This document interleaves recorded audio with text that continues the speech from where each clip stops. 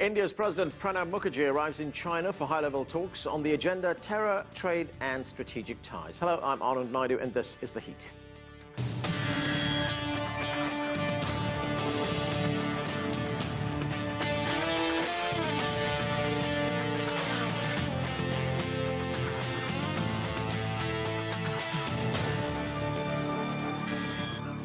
Their common history goes back thousands of years, but the modern relationship between India and China can be traced to 1950, when India was among the first countries to end formal ties with the Taiwan region and recognize the People's Republic as China's sole legitimate government.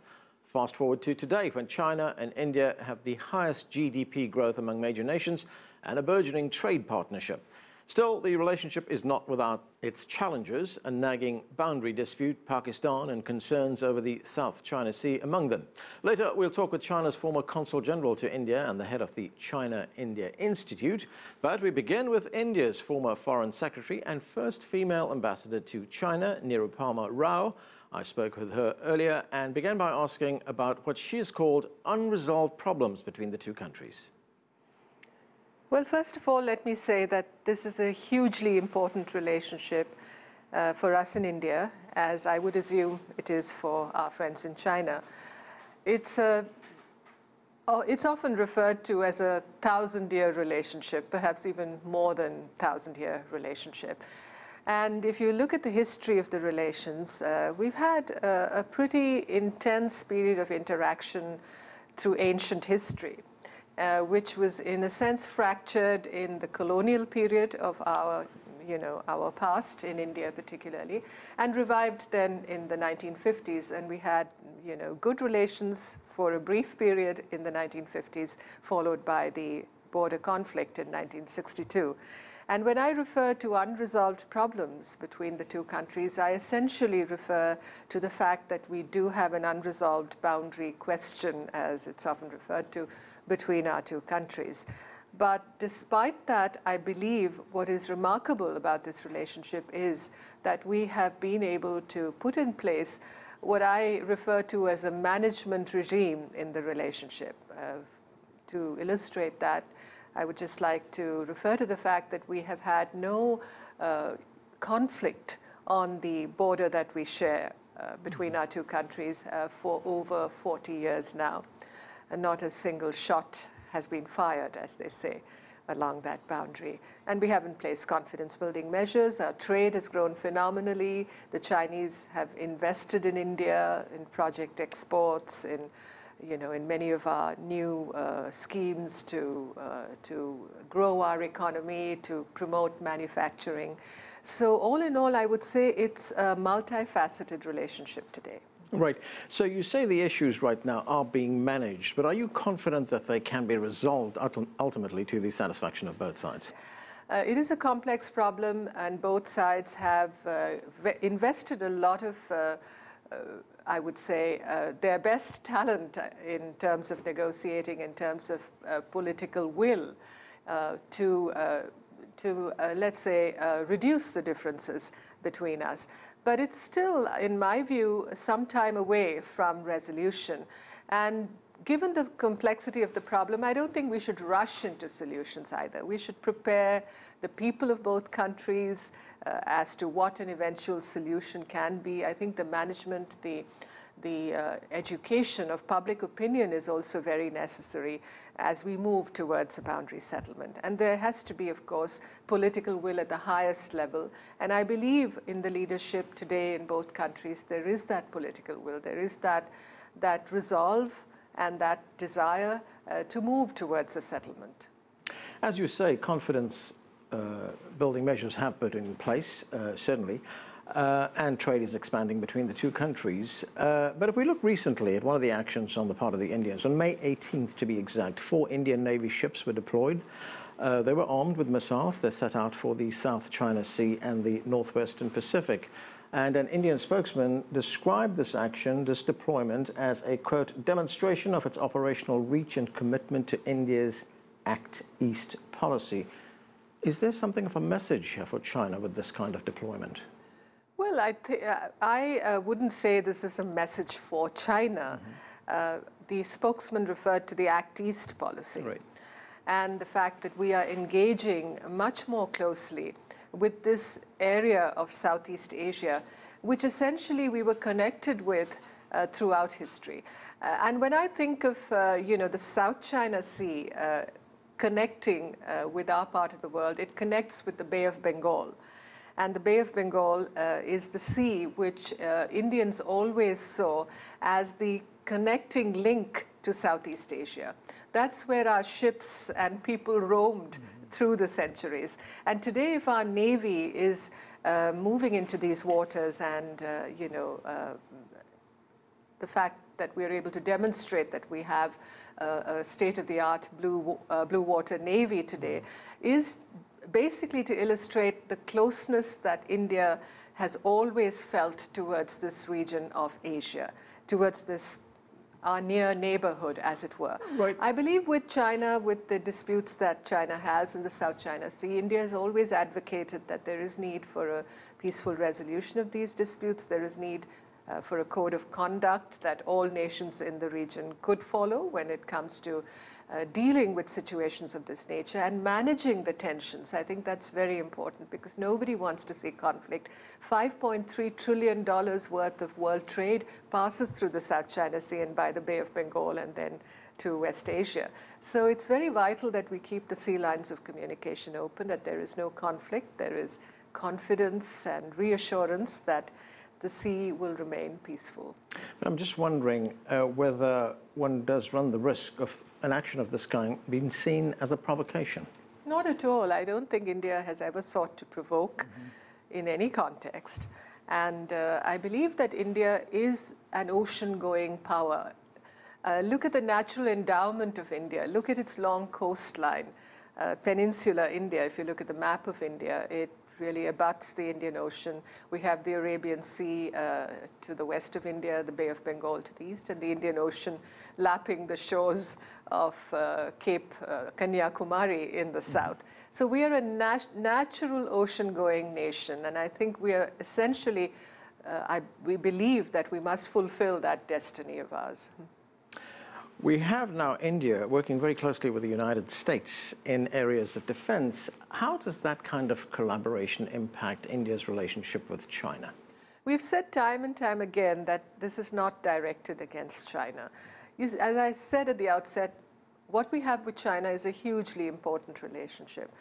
We are neighbors, and there is so much invested in the need to build this relationship that we have with China and to maintain peace on our borders, to build confidence and to resolve our problems. And that's really the orientation of the government and policymakers, and indeed all people who focus on this relationship. So I don't believe the fact that we are cementing our defense relationship with the United States as part of the partnership, the strategic partnership that India and the United States are building, as you've seen over the last decade. It's not, I believe, and I believe this at the core of what I think on the issue, it's not meant to provoke China. It's certainly not intended to do that. I think we need to work together, all of us, and that includes China, the United States, India, the other countries in the region. I refer to Japan and Australia, Singapore, for instance, which is a very, very important partner of India in Southeast Asia. I think we must demonstrate that we can come together in concert, as it were, and work out an architecture, a security architecture for the region, which is open, which is well structured, which is inclusive, and which essentially at its heart focuses on the maintenance of peace and confidence building. So ultimately, do you see some kind of trilateral relationship evolving here between these three countries? I don't see why not. Yeah. The United States and China share a very, very vital and well-developed relationship, may I say.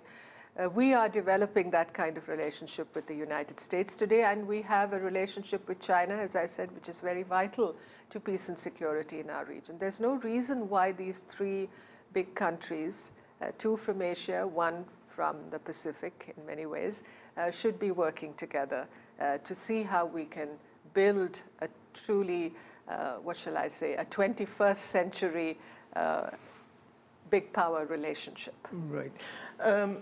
Let's look at the economic relationship between India and China. Here you have two countries with huge economies, yet if we look at the volume of trade between these two countries, they don't really reflect the size of those economies, do they? I agree that the potential has not been tapped in these economic relations between India and China. But if you look at the way trade has grown between our two countries over the last decade and a half, I think the rate of growth has been certainly very impressive. The fact is that India has a huge imbalance of trade with China, and China exports much more to India than we do to China. So we really need to open the universe a little more for India in China when it comes to trade. But our Prime Minister, Mr. Modi, has said this time and time again during his visit to China last year, and when your president was in India, and on numerous occasions when our leaders have interacted, that India and China can learn a great deal from each other as far as their development stories are concerned. Right. And the fact that China has progressed so phenomenally over the last 3 decades incorporates many lessons for India. And I think we look at that with an open mind. Right. India is also, of course, a member of the Chinese-led Asia Infrastructure and Investment Bank, the AIIB, which is a big development, not just in that part of the world, but throughout the world. But India is not that involved in China's regional economic initiative, the One Belt, One Road initiative. Does India have economic expansion or outreach aspirations of its own? Well, it's connectivity. I think that's really at the heart of all this. That's what China is seeking through OBOR and is implementing as we speak. And that's what India looks to see put in place when it comes to our own dealings and our interaction in the region. India is a part of South Asia, as you know. It is the largest economy in South Asia, and we have neighboring countries with which we are tied through culture, history, ethnicity, and also economic compulsion. And our focus today in our region is to build that connectivity. And for India, I think one matter of concern, and I'd like to be frank about it, is the fact that China and Pakistan have a very close relationship. It's a strategic relationship and built over, the 4 to 5 decades that we've seen recently. You have a China-Pakistan economic corridor that is being conceived of as part of OBOR, and that passes through territory in Kashmir, which is claimed by India and which is currently under Pakistani occupation. And that corridor, that artery that you're building to Gwadar in Baluchistan will pass through that territory. And that certainly, raises questions in India and is a subject of considerable debate and discussion. So, that is something that, we need to perhaps discuss a little more. And I would say that where China is concerned, China is a large country and it's progressed so phenomenally. China should be looking at how it can engage more closely with India on issues that concern our future, that concern our common destiny. And I think on issues like counterterrorism, for instance, India and China should be doing much more because our futures are affected. We are in the same boat, as it were, when it comes to that particular issue. And there's no reason why China should not explore with India how it can expand connectivity with our country, with India, across our northern frontiers. Even though we don't have a settled border, it's true that there are disputes between our two countries. Why can't we build a consensus? I call it a Himalayan consensus. Why can't we build a Himalayan consensus where we're able to look at the people who are involved and look at issues like climate change, the melting of our glaciers, the sharing of waters, for instance, river waters, and just promoting the well-being and the development and livelihoods of the people, as I say, the people in between who exist from the Hindu Kush Himalaya to the Arakans in Myanmar, Burma. Ambassador, thank you so much for joining us. Thank you. Thank you so much. Pleasure to be here. When we come back, the view from Beijing. Plus, we'll talk with the head of the China-India Institute. Stay with us. You're watching The Heat.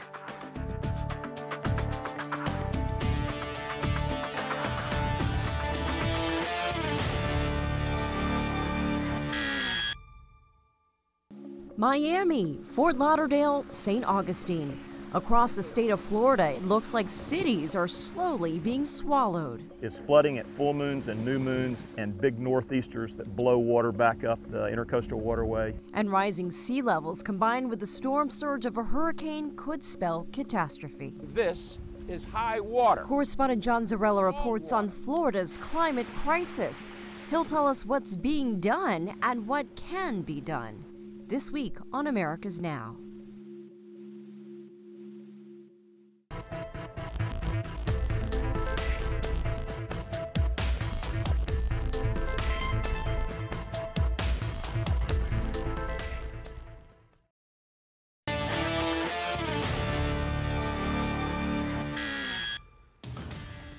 Welcome back. We're talking about China and India relations. Joining us here in Washington is the co-founder and managing partner of the China-India Institute, Haiyan Wang.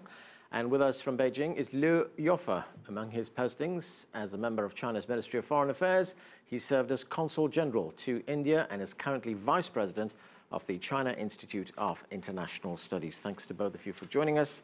Liu Youfa, let me start with you. As we just heard in that interview from Ambassador Rao, one of the unresolved problems, as she puts it, are border issues between China and India.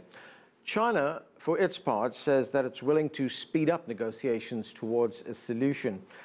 What is the issue here and what are the possible solutions?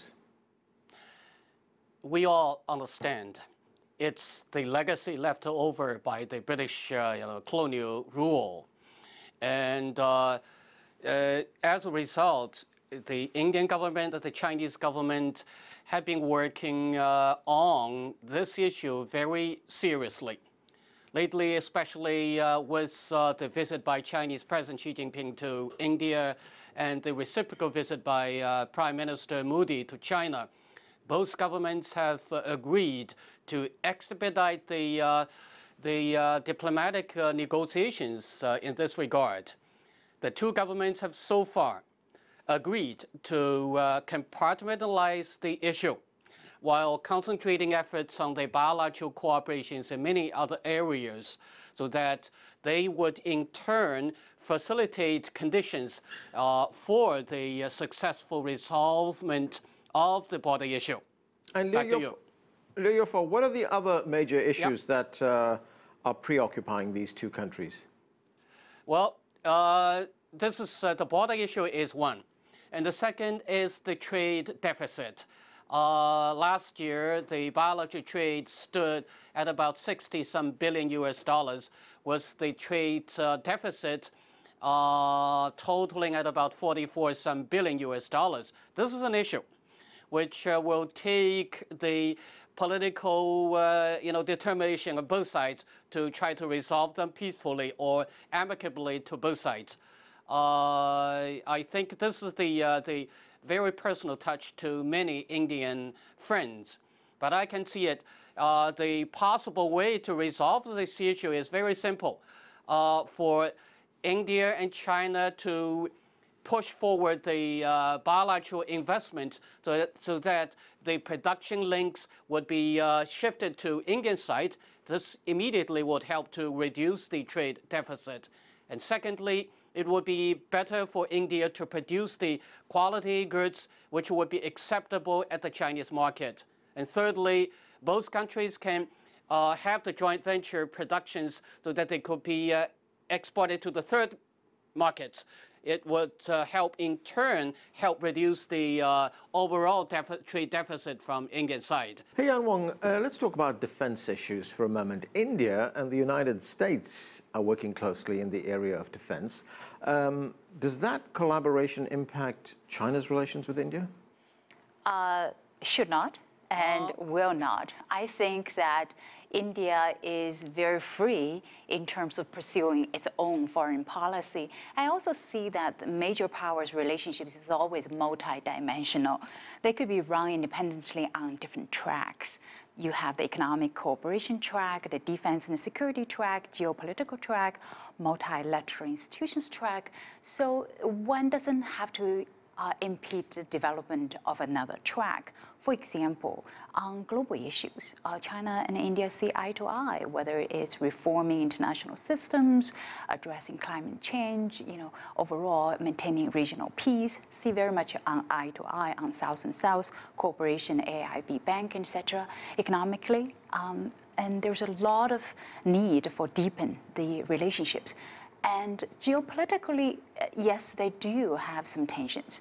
Earlier you mentioned the border issue, but there is also the Pakistan issue, which is also very thorny for India in particular.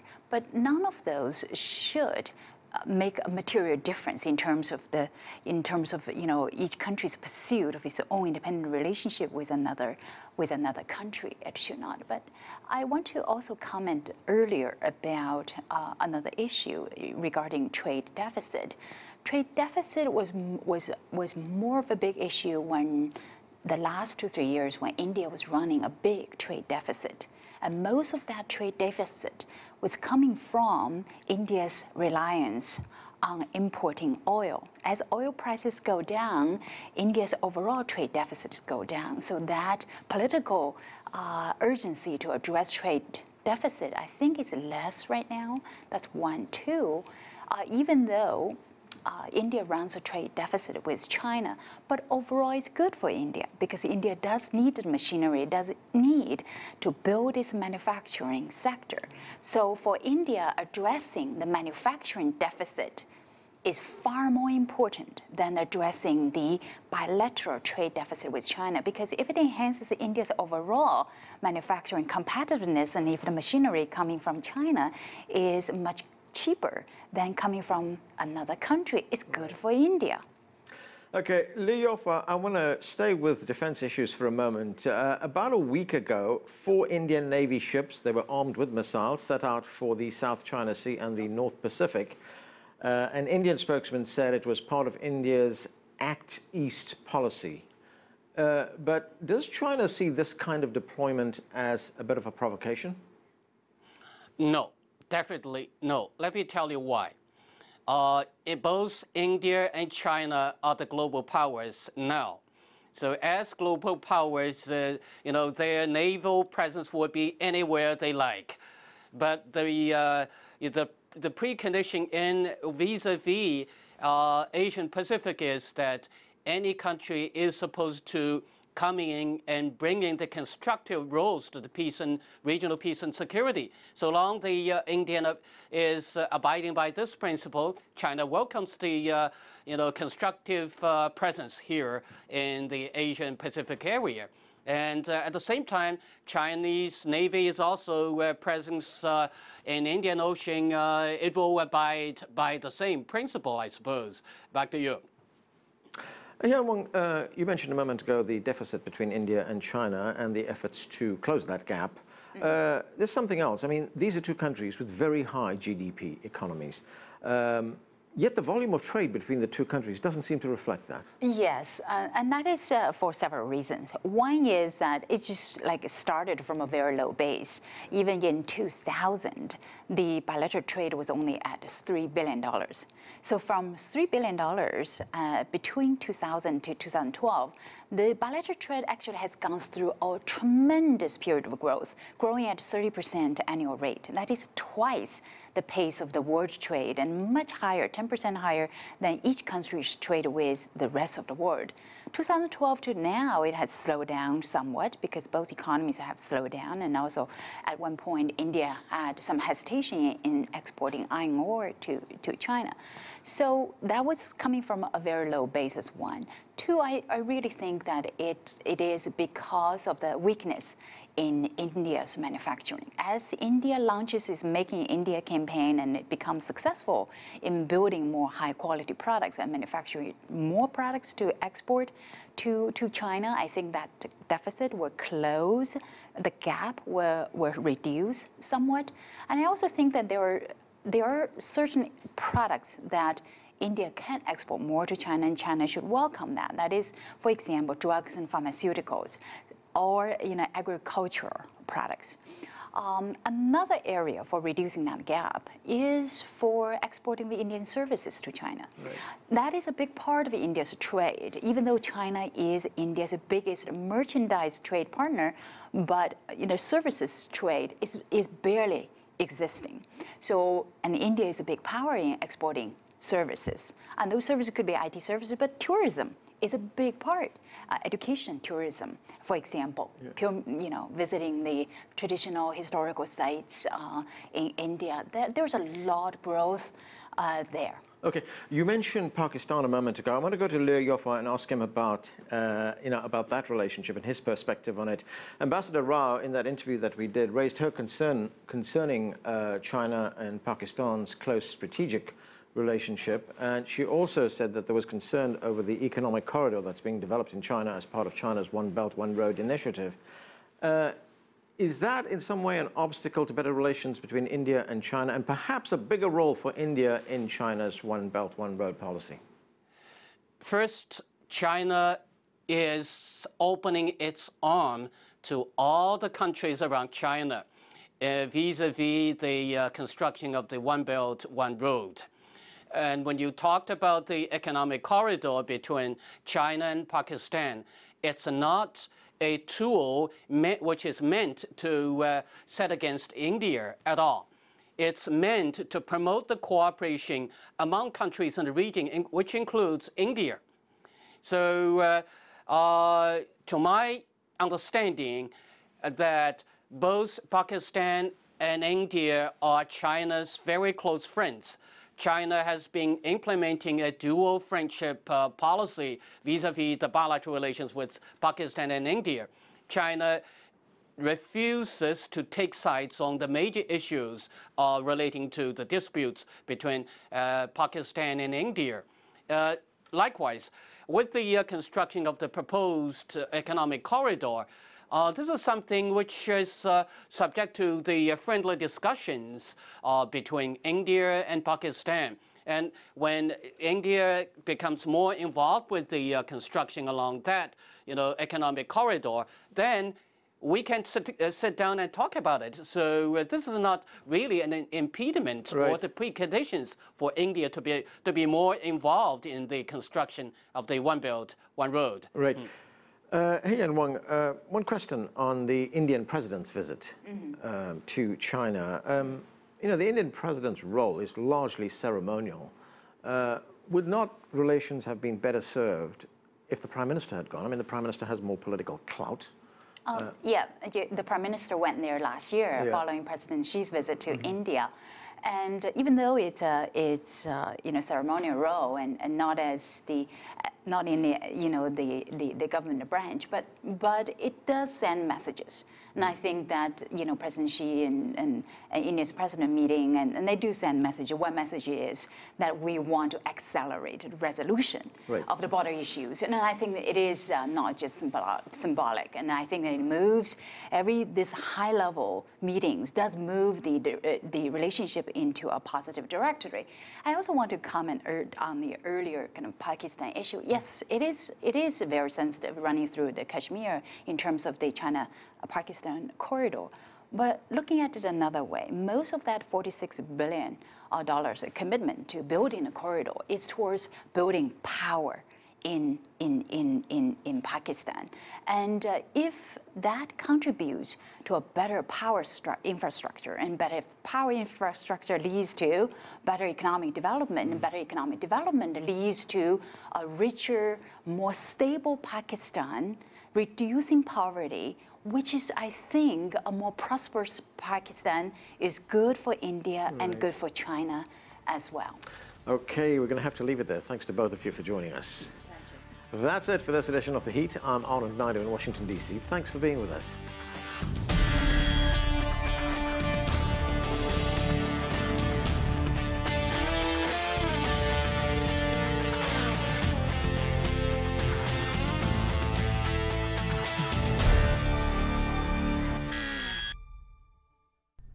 You can follow CCTV America across a wide range of platforms. Go to our website, cctv-america.com, for live streaming and up-to-the-hour reporting. As well as news, we have regular updates to our various programs. While you're there, check out some of our web exclusives like One More Question and Chinese Culture. You can link to our Facebook, Twitter, YouTube, and Weibo platforms. So log on now and follow us at cctv-america.com.